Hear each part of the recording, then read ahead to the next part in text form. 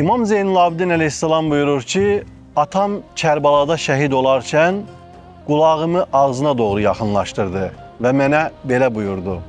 Övladım, Allah'tan başqa heç bir yardımı olmayan şəxsə zülm etməkdən çəkin. Təbii ki, imam heç kəsə zülm edəcək deyildi.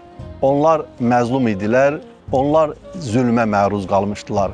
Amma İmam Hüseyin Aleyhisselam, İmam Zeynalabdin Aleyhisselama buyururdu ki, övladım, əgər görsən ki, bir insanın Allah'tan başqa heç bir yardımcısı yoxdursa, ona zülm etməkdən çəkin ki, məzlumun duası geri çevrilməz. Məzlumun ahını Allah yerdə qoymaz.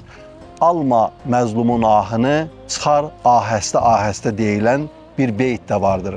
Bu baxımdan, əziz və dəyərli dostlar, çalışın ki, bu qısa həyatda, bu qısa ömrümüzdə heç kəsə zülm etməyəsiniz. İnsanın ən böyük zülmü isə özünə etdiyi zülümdür, nəfsinə etdiyi zülümdür.